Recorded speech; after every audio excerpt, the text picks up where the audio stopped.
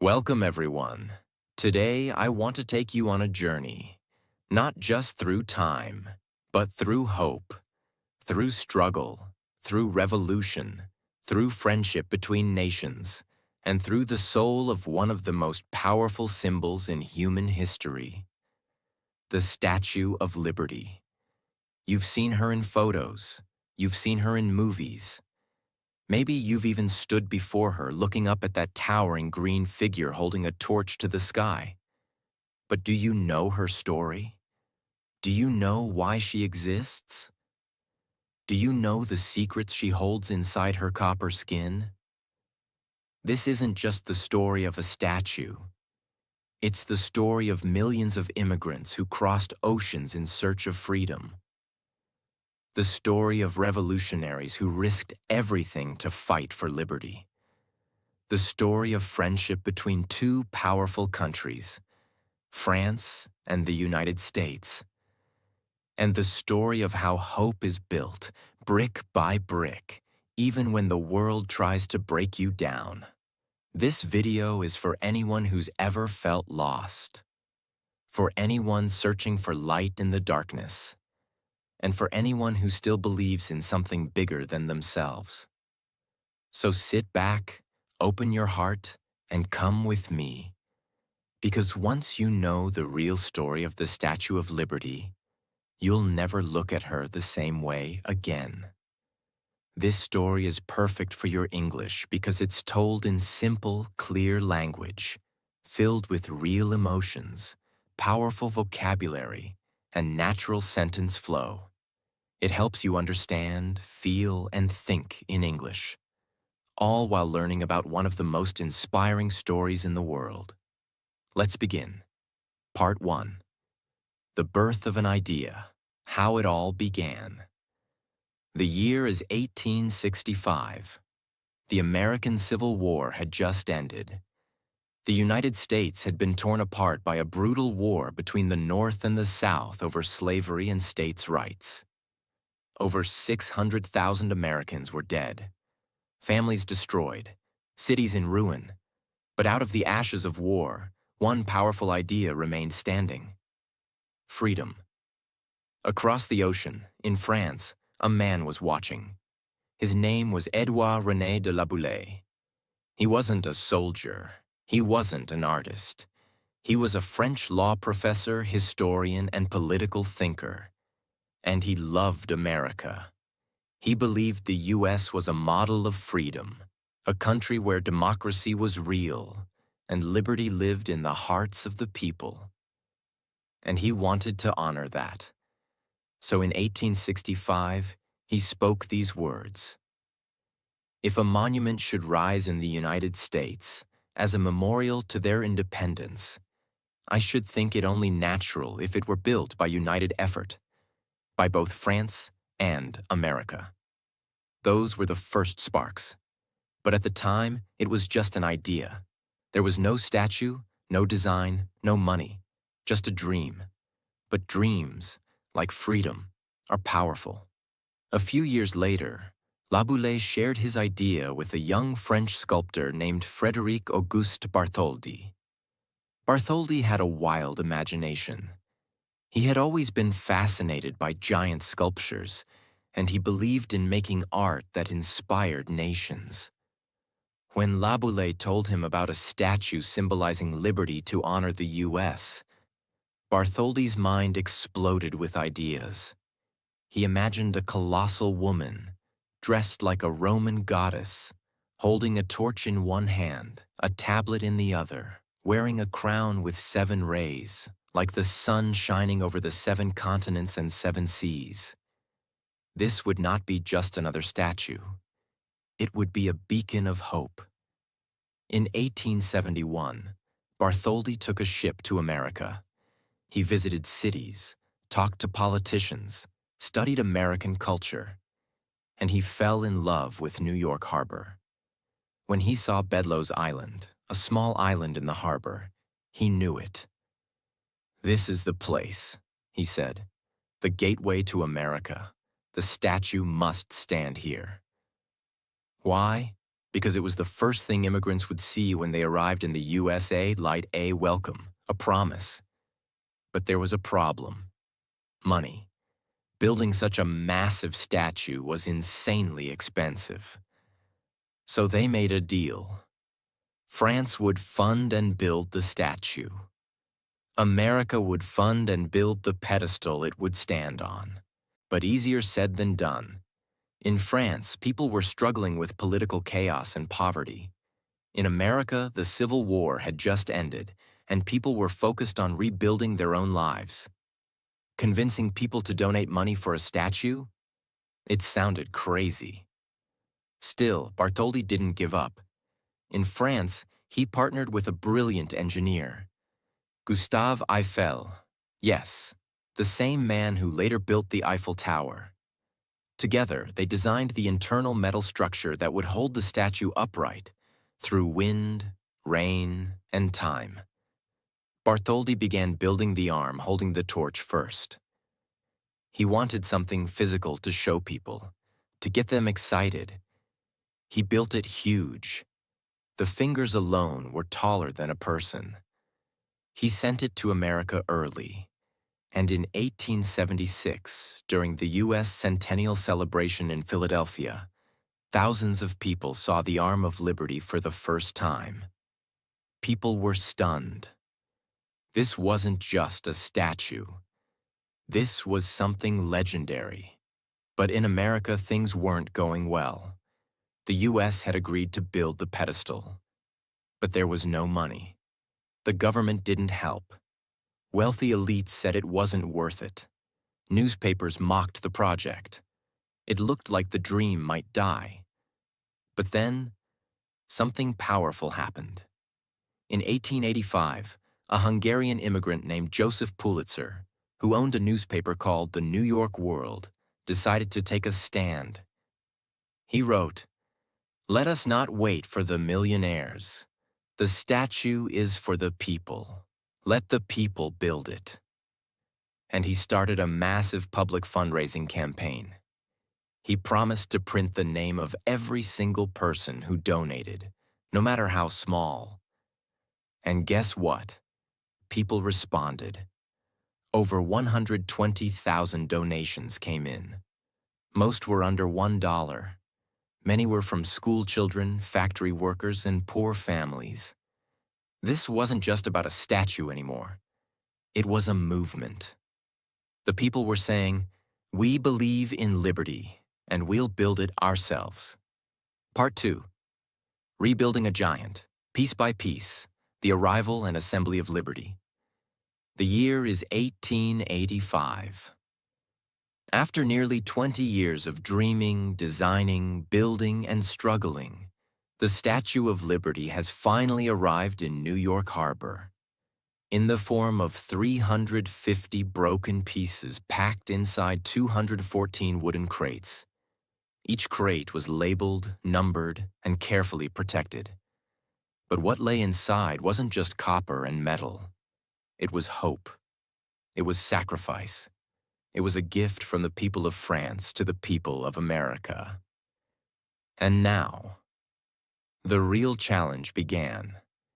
How do you build a 151-foot statue from 350 parts?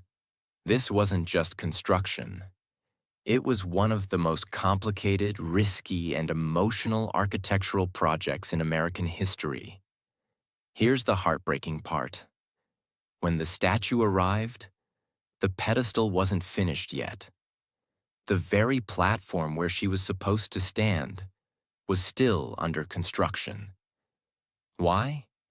Because even though thousands of Americans had finally donated after Joseph Pulitzer's campaign, the money had come in late and the construction had been delayed. So the crates filled with pieces of the Statue of Liberty had to be stored for months, waiting, hoping, rusting. Think about that. This grand symbol of liberty was lying in storage, hidden from view, silent, waiting for the world to see her. It was almost like a metaphor. Liberty exists, but sometimes the world isn't ready to receive her. After months of hard work, stone cutting, and construction, the pedestal was finally completed in April 1886. It was a powerful base, about 89 feet tall, made of granite and concrete, designed to support the massive weight of the statue. Now, the most difficult work began. They had to assemble the statue, one giant piece at a time, on Bedloe's Island, using scaffolding, cranes, manpower, and unbreakable patience. Bartholdi returned from France to supervise the entire assembly. First came the iron frame designed by Gustave Eiffel.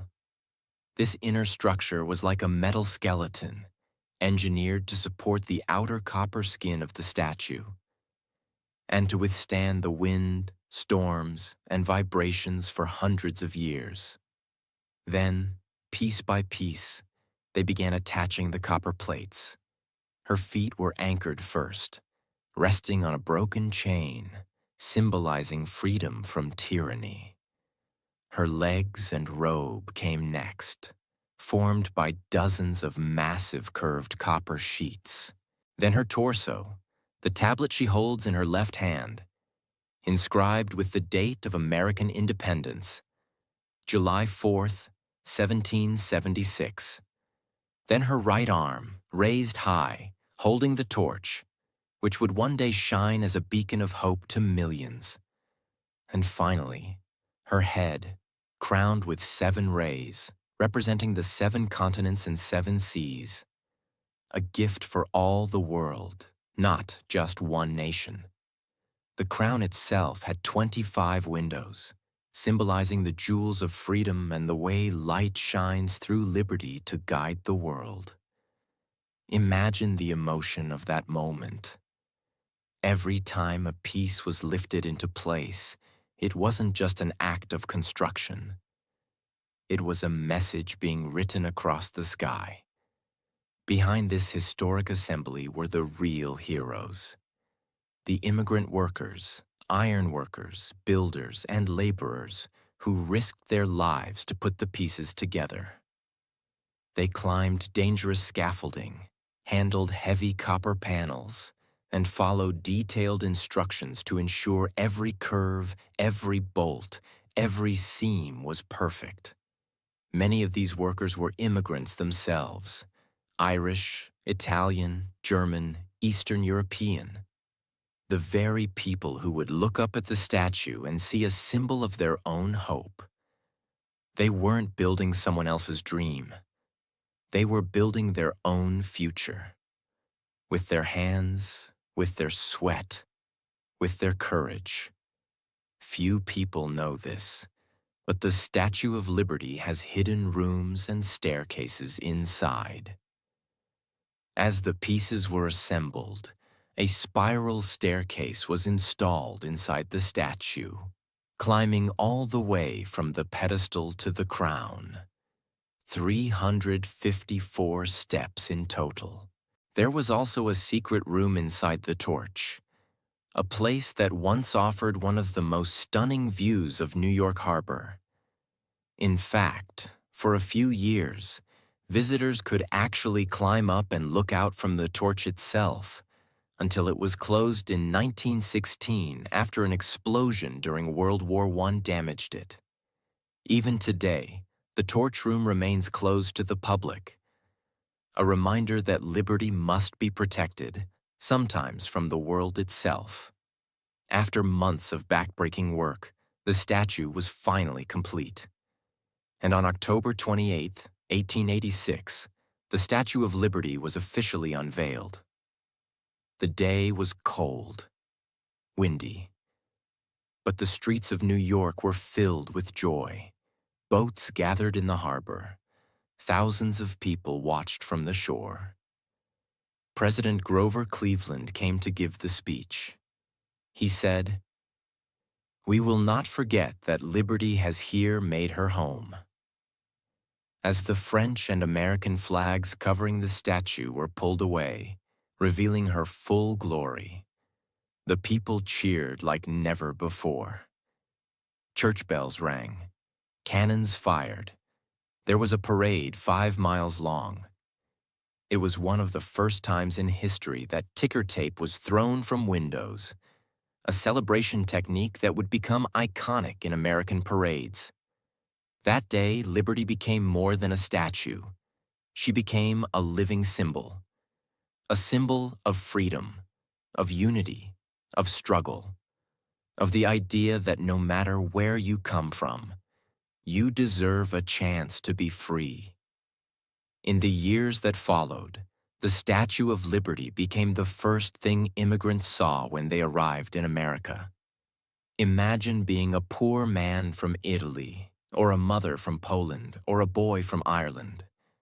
You've left behind everything. You're on a ship for weeks. You're scared, tired, hungry.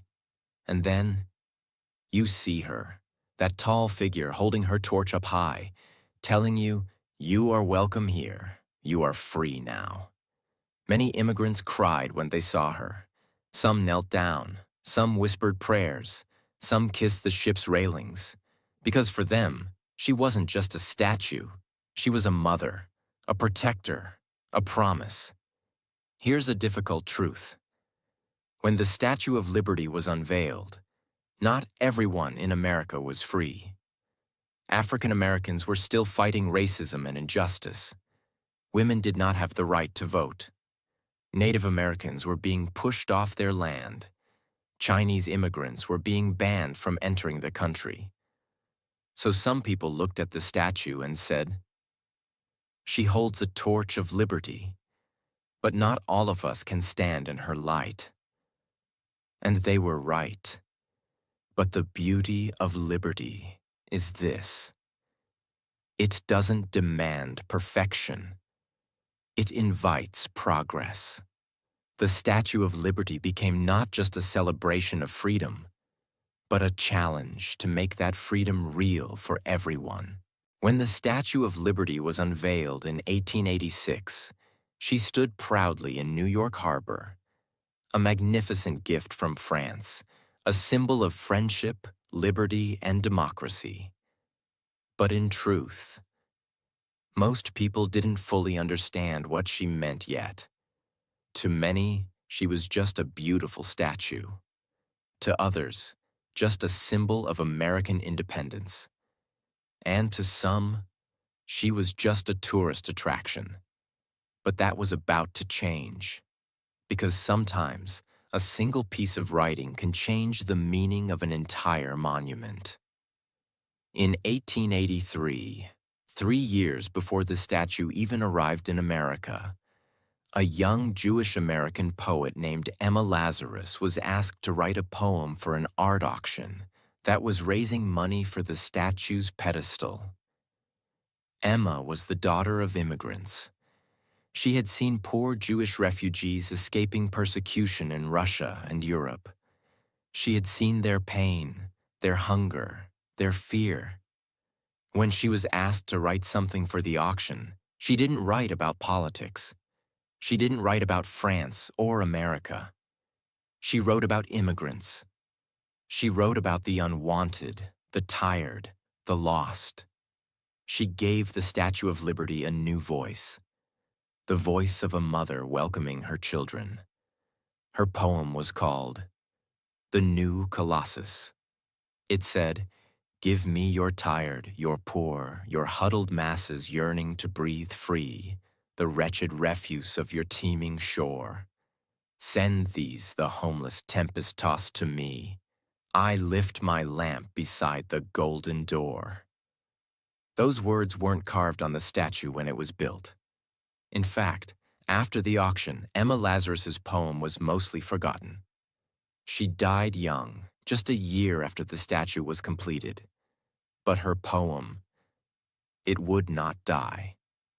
Years later, as America saw millions of immigrants arrive, mostly poor, mostly from war-torn or famine-struck countries, people began to realize that the statue meant more than politics or diplomacy. It was about opportunity. It was about a second chance. It was about light in the darkness. And it was Emma Lazarus's poem that gave people the words to describe what they were feeling. In 1903, nearly 20 years after she had written it, the poem was engraved on a bronze plaque and placed inside the pedestal of the Statue of Liberty. And from that moment on, the statue's meaning changed forever. She was no longer just a monument. She was a mother to exiles, a light for the forgotten. Just a few hundred meters from the Statue of Liberty lies Ellis Island, which, starting in 1892, became the main immigration station for the United States. Between 1892 and 1954, over 12 million immigrants passed through Ellis Island. It was the first place they arrived after their long journey across the Atlantic. They were inspected, questioned, examined. Some were approved to enter America. Some were rejected. Some families were separated forever. And while they waited, scared and exhausted, many of them stood by the windows and looked at the Statue of Liberty. They stared at her torch, at her crown, at her unshaken stance in the middle of the sea, and they whispered to themselves, "If she is still standing, maybe I can stand too." As time passed, the Statue of Liberty began to mean different things to different people. For some, she was a symbol of freedom. For others, a symbol of hypocrisy. Because not all were truly free. And in that contradiction, powerful movements were born. 1. The suffragists, fighting for women's rights. In 1886, the same year the statue was unveiled, American women still couldn't vote. A group of brave suffragists, women demanding voting rights, sailed out into the harbor on the day of the unveiling. They weren't celebrating. They were protesting. They released a statement saying, "She may represent liberty for men, but she does not represent liberty for women." Their courage sparked conversations across the country, and though it took decades, women finally won the right to vote in 1920. But the statue had already become part of their fight. 2. The African American struggle. After the Civil War, slavery was abolished, but freedom was not equal. Many African Americans looked at the statue and said, "She is made of copper, but we are still in chains." In 1917, during World War I, a silent protest march was held in New York City by thousands of Black Americans, dressed in white, carrying signs that said, "Liberty has not come to us." Again, the Statue of Liberty became not just a symbol of pride, but a mirror, a challenge, a question. What kind of liberty do we really believe in? 3. The World Wars. Liberty under attack. During World War I and II, the Statue of Liberty became a powerful symbol of the fight against tyranny. Posters showed her image being chained, burned, or broken by enemies of freedom. She represented what was at stake. And after the war ended, when the United States helped rebuild Europe and welcomed refugees, many of them saw the statue and thought, "I have reached the land of hope." 4. The Civil Rights Movement. In the 1960s, during the Civil Rights era, the statue became part of the language of change once again. Martin Luther King Jr. often spoke about freedom and justice, and his words echoed the very torch liberty held. In 1965, President Lyndon B. Johnson signed a law that ended racist immigration quotas, opening the doors to millions of immigrants from Asia, Africa, and Latin America. That same year, he stood near the Statue of Liberty and said, "Our beautiful lady stands for the idea that liberty should belong to all." When the statue arrived from France, she wasn't green. She was a shiny reddish-brown, the natural color of copper. But over the years, rain, wind, and air caused the copper to oxidize, creating a green outer layer called patina.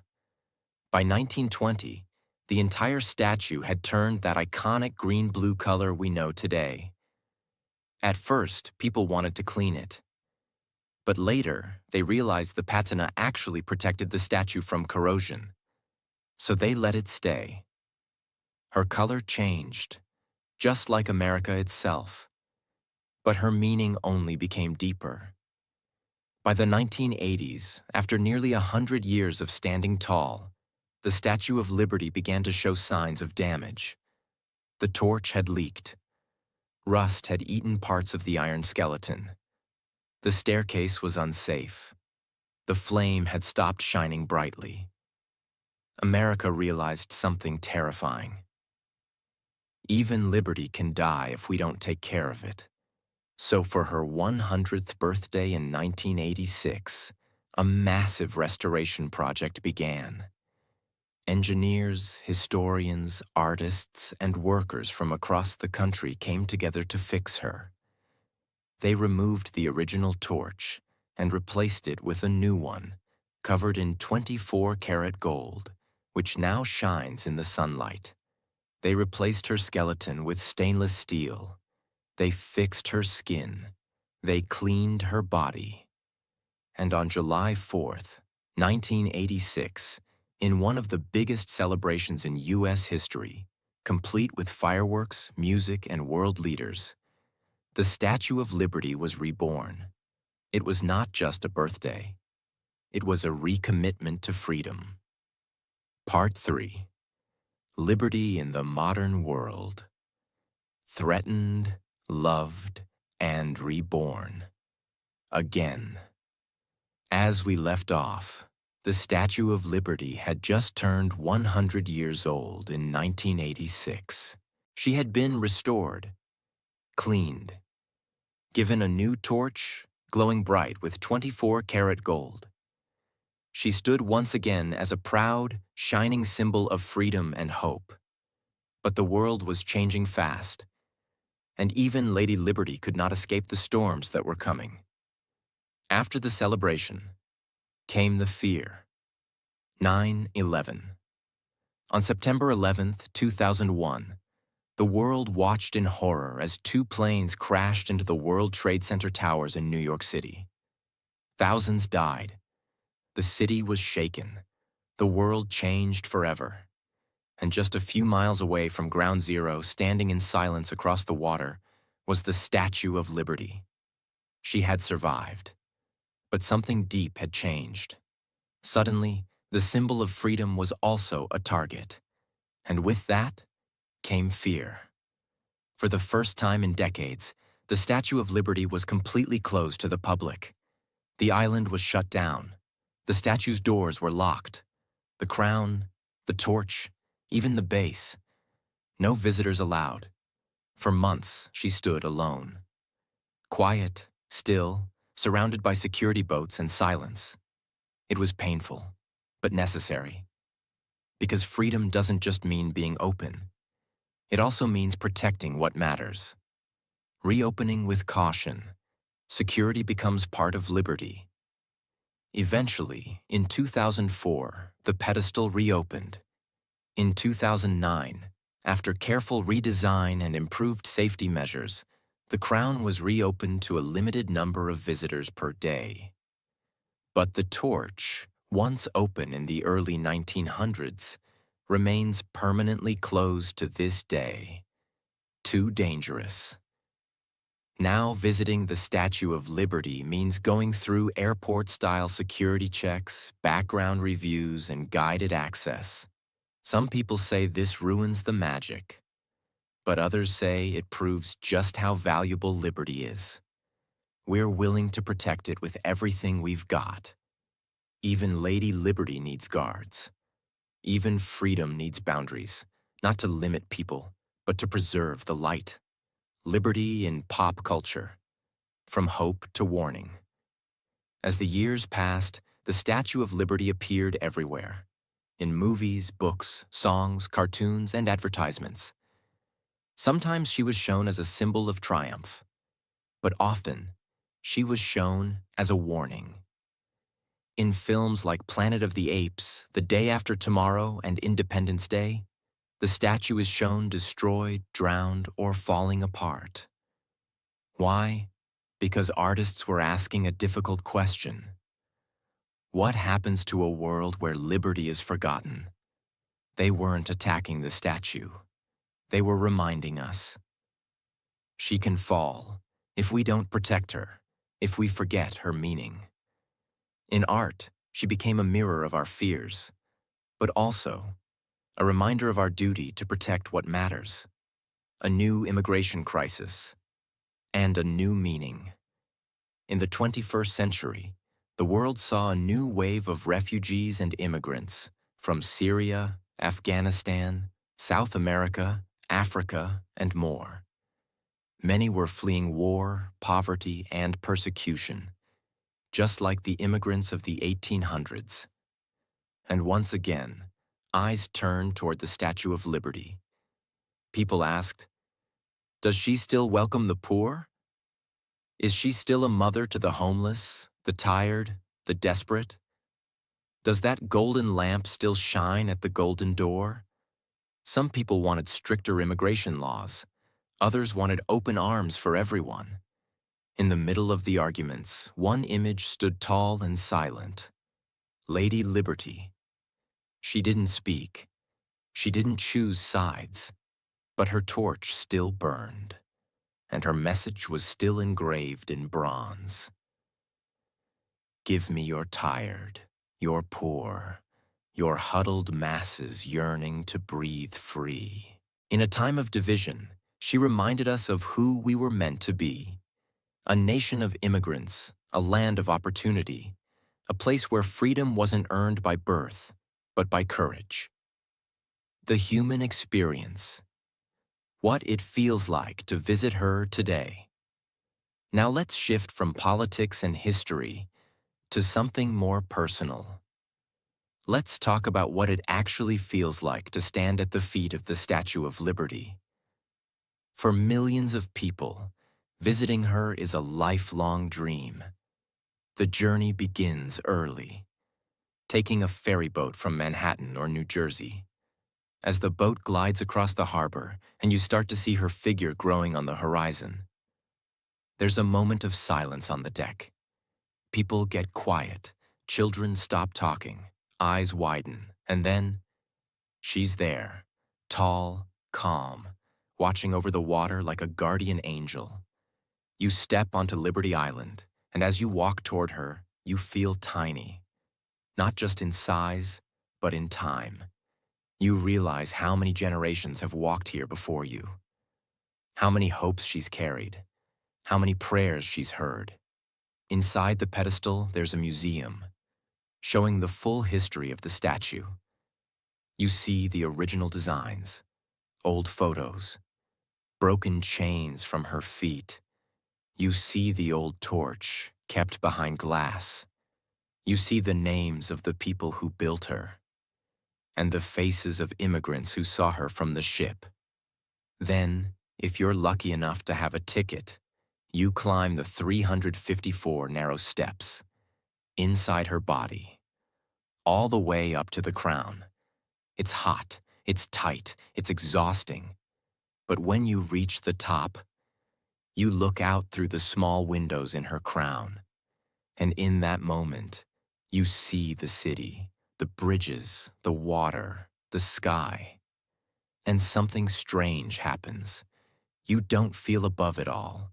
You feel responsible for it all, because once you stand in her crown, you're no longer just a visitor.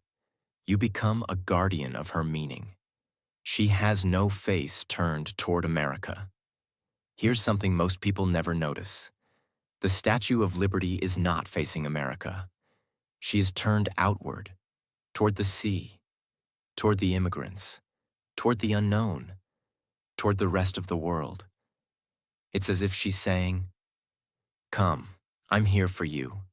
I will not turn my back." She's not here to celebrate the past. She's here to welcome the future. That single detail, her direction, says everything. Her torch is still lit, but she needs us now. The world today is more connected and more divided than ever before. We live in an age of technology, speed, and endless noise. But people are still searching for the same things they always have: safety, belonging, opportunity, freedom. And that's why the Statue of Liberty still matters. Because she is not just an old monument made of copper. She is a living idea. And like all ideas, she can be forgotten, ignored, or misunderstood. But if we remember her, if we tell her story, if we keep her torch burning in our hearts, then she becomes more powerful than any weapon, wall, or flag. She becomes a promise. Part 4. The Legacy of Liberty. A flame that must never die. The Statue of Liberty is still standing. After storms, wars, protests, attacks, and time itself, she is still standing. She has outlived presidents, witnessed revolutions, and welcomed generations of strangers who became citizens, workers, artists, builders, soldiers, and leaders. But now we must ask the most important question of all. What does she mean today? And what will she mean in the next 100 years? Because a statue is only as powerful as the people who believe in it. A world full of crisis, and a torch that still shines. In today's world, people are facing some of the most difficult challenges in human history. Millions are displaced from their homes due to war, natural disasters, and violence. Thousands die trying to cross borders for a better life. Women in many countries are still denied basic freedom. Children grow up in camps, never knowing what safety feels like. And in some places, people are punished just for speaking the truth. In this world, does the Statue of Liberty still matter? Yes. In fact, she matters more than ever, because her torch isn't just for America. It never was. She stands in the harbor of New York, yes, but her message is universal. She reminds the world that freedom has a face, that liberty has a figure, that hope has a home. And it's not in money, not in power, not in buildings or weapons. It's in a statue, built by two countries, assembled by immigrants, held together by belief. The people who still cry when they see her. Every year, thousands of people stand in front of her and cry.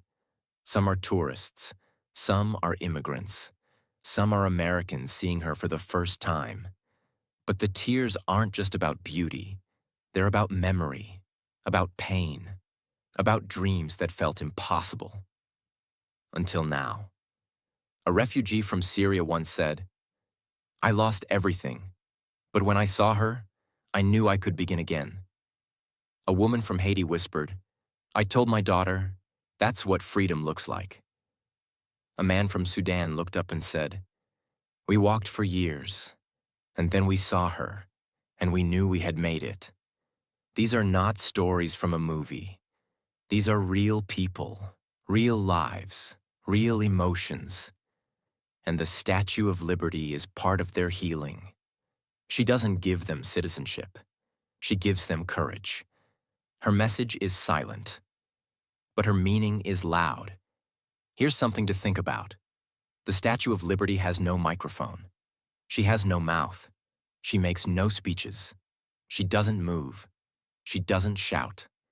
And yet, she has spoken louder than almost any leader in history. Because her power is not in words. Her power is in what she represents. She represents a world where a child can go to school safely. A mother can speak her mind without fear. A man can pray or not pray, love who he wants, work where he wants, live where he feels safe. And where opportunity is not limited by race, gender, birthplace, or language. That is not a fantasy. It's a goal, one we are still working toward. But as long as she stands, the dream is alive. A gift that changed the world. Let's never forget, the Statue of Liberty was a gift, from the people of France to the people of America. But over time, that gift grew into something bigger than anyone imagined. It became a gift to the world, a symbol for freedom fighters in places far beyond America, a light for oppressed women in nations where their voices are silenced, a reminder for young people that the world is theirs to shape, a warning to tyrants that the flame of liberty will never go out, no matter how dark the night. Her light is not American. Her light is human. If the Statue of Liberty could speak, she might say this.